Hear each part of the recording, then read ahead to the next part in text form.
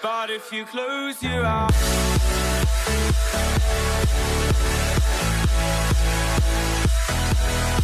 Hello everyone and welcome to Audio Fire Productions. I'm Jesse and this is Ivan. What up? We're going to talk to you about the tech world. So Ivan, tell me, you've been a technician? Yes, I have. For over 7 years now. 7 years? Oh, yeah. How Professionally. How has what was like the first thing you ever repaired? The first thing that I ever repaired probably was my first PC. I remember it was like freshman year. My parents bought me a computer tower, turned it on. I was like, cool, this is amazing, but how does it function? So I just took it apart. Once it was completely apart, I was like, oh, dang, how am I going to put it together? Because I had never done anything like that. And luckily, my parents were not at home, so I was like, okay, I got a few hours. Let me figure this out.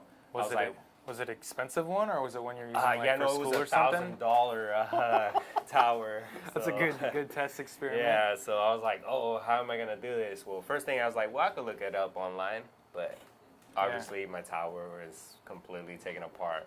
So I just started remembering, okay, this kind of goes over here, this goes there, and eventually I put it together, powered it on, and it was still working. So that was the first device I've ever taken apart and pretty much put back together.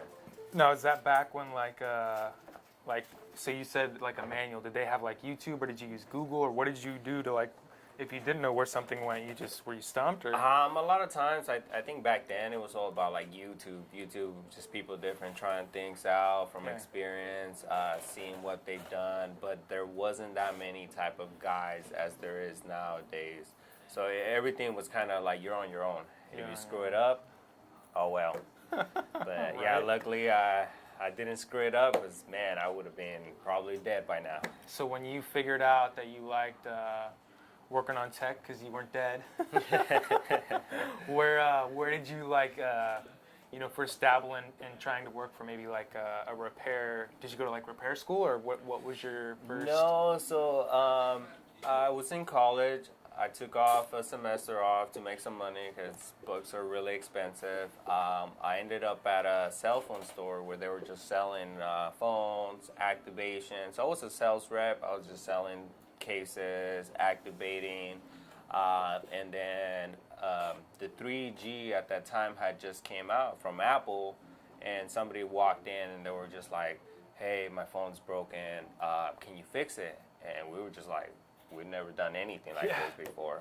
The owner just looked at me because I was the youngest. He was like, hey, do you like computers? Can you take this apart? And I was like,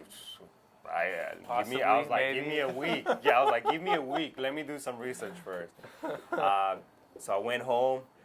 Probably that week I didn't sleep that much at all. I was just trying to figure out what could damage it, what could I break, how it would open, and there was like no real guides available yet because everybody was kind of just showing basic stuff at the time. So I was like, you know what? I'm just gonna try it out. Yeah. The parts came in. The tools came in. I was shaky. It took me an hour just to take one screw off because I was like so nervous. I was like, man, if I break this is like $700 phone that I got to replace now for the customer.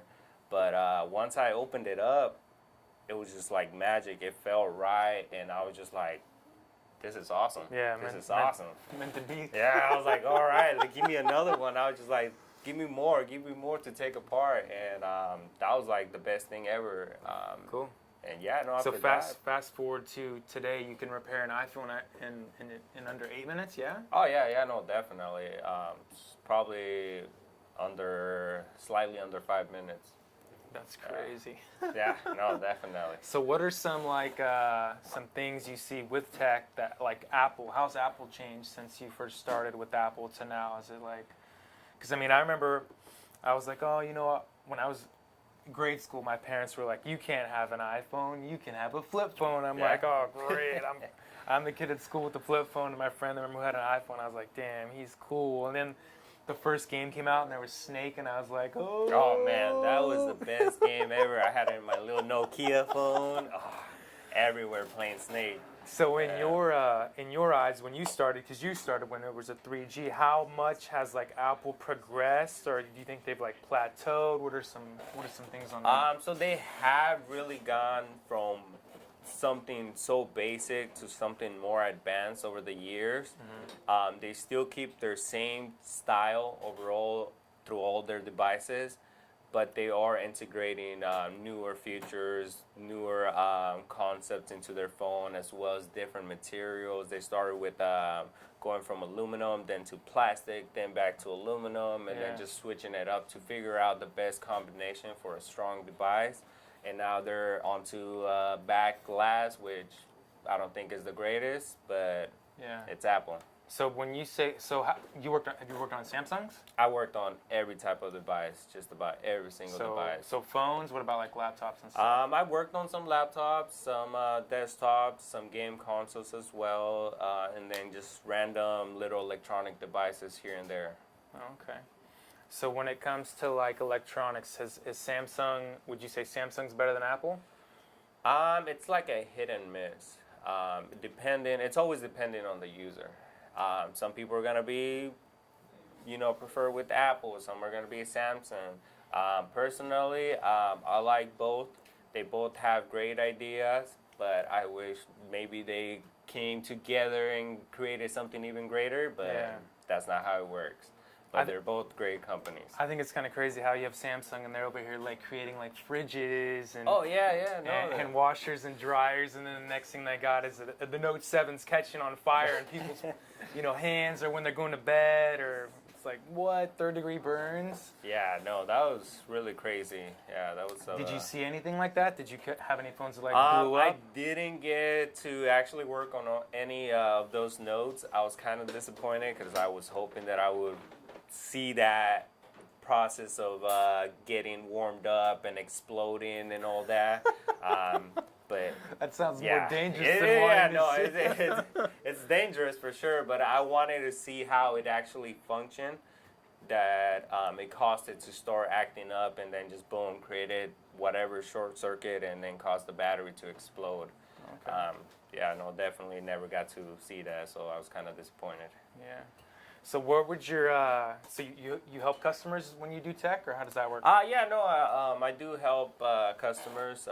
Since I started as a sales rep, I was always talking to people. Yeah. So I learned to talk to people, how to interact with them. I was very nervous at first because I was young. I didn't know what to say, and in my mind, I was like, man, if I said the wrong thing, So at the wrong time, tell me a couple stories of some chaotic or idiotic customers, if you will. I think the craziest is I had like this thug gangster guy.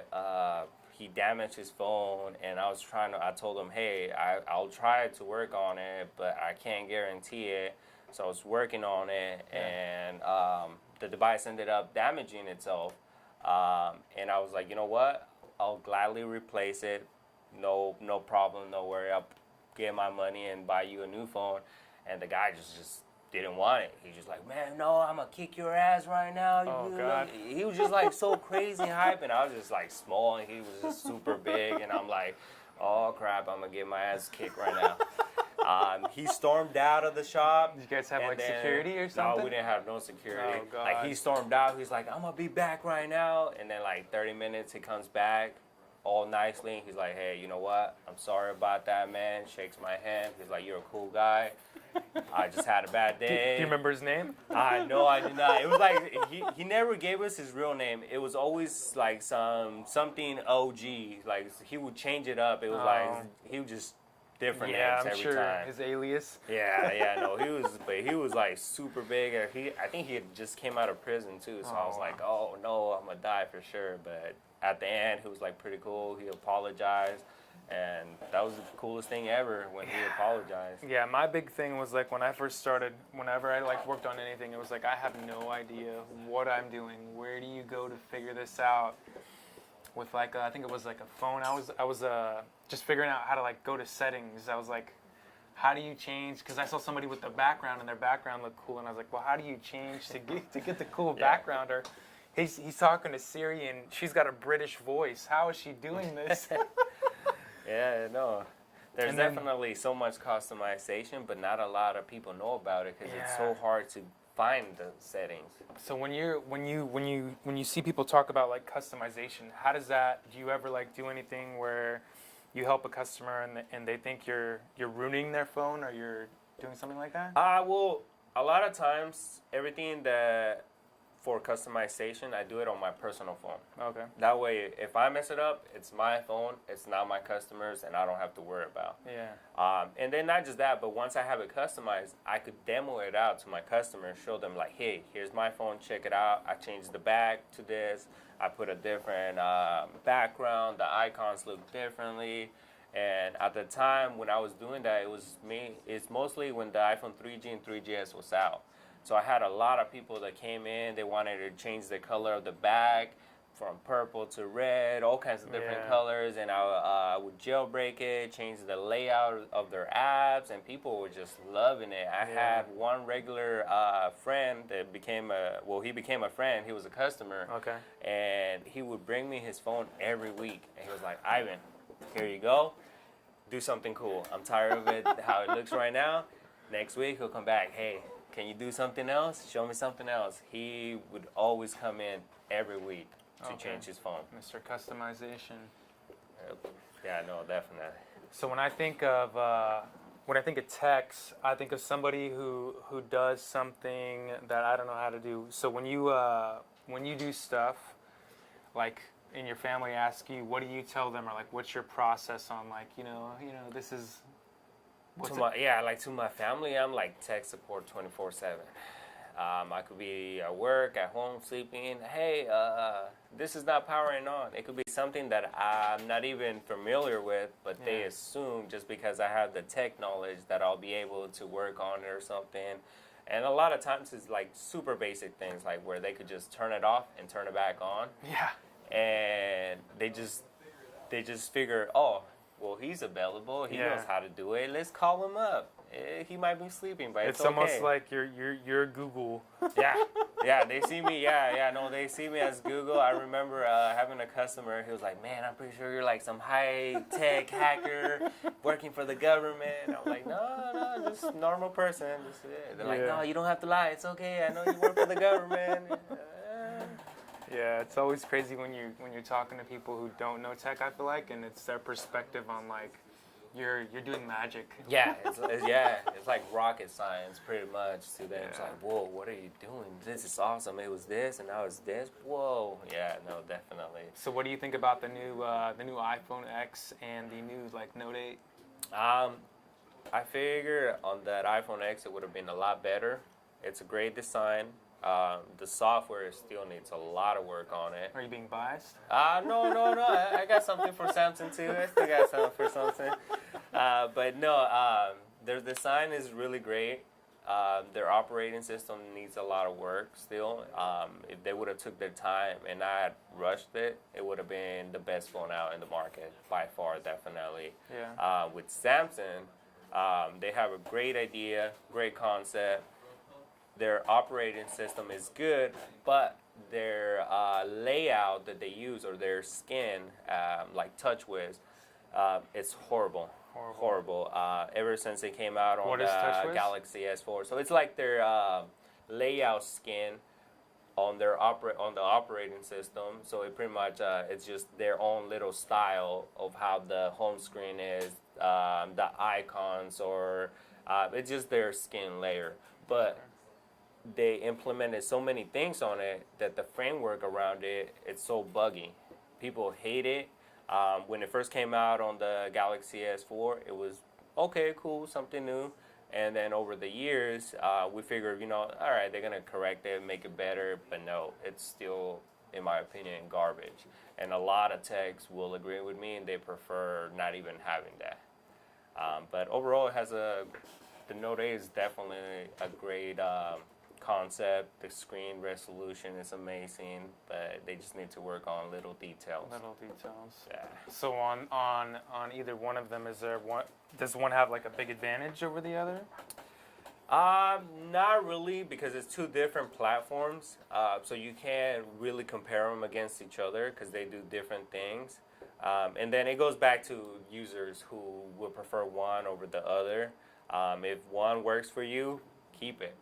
Keep using it, keep supporting it. And then if the other one works for you, same thing. Yeah. But I mean, both of them. What about if you want to switch? I've been an Apple user for the last 10 years. I want to come over to Samsung. So a lot of times I tell customers. Which one is easier? If I've been Samsung for 10 and switch, or Apple for 10? Is user friendly, definitely, 100% user friendly. Simple, easy to use, no problem. Yeah. When it comes to the Galaxies, you have more options, more settings, random things here and there. You notice that your apps are not on your main screen; they're hidden.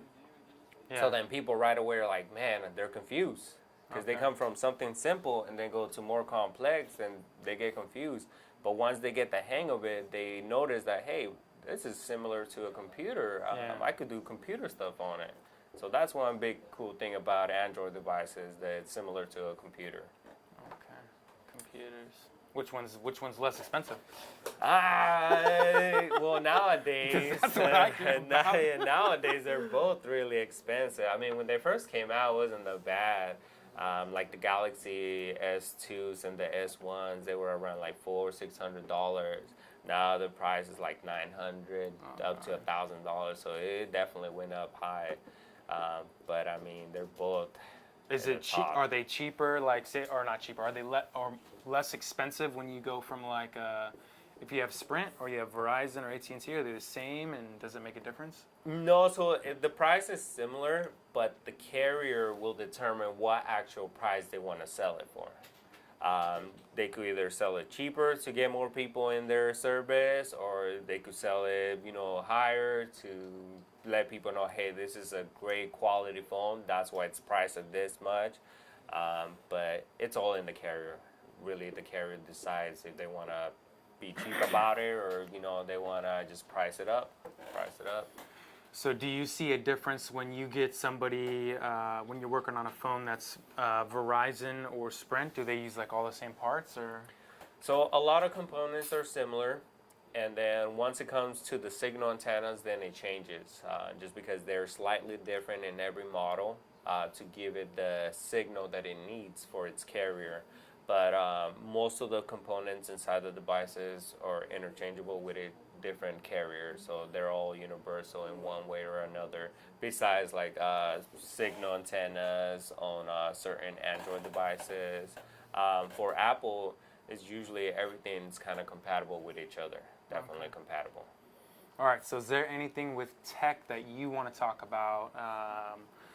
Computers, antivirus, Windows, phones, batteries, recycling phones, phone carriers, customers. What would you want to talk about? Maybe somebody doesn't know about, or something that like excites you. I would want to say right now, battery. Battery is one big thing on devices, because I mean we rely on our phones. So if it dies, we're kind of screwed. And one thing that a lot of people don't realize is that we actually damage our own batteries. How do we do that? We charge our phone overnight. Everybody tends to do it. Yeah. Going to bed, boom, plug it in. It's one convenient. of the worst. Yeah, it's convenient, but it's one of the worst things that we could do. So what if I like break my charger and I want to use one I get from like Target, or should I go get it from the store? Is there a difference that way?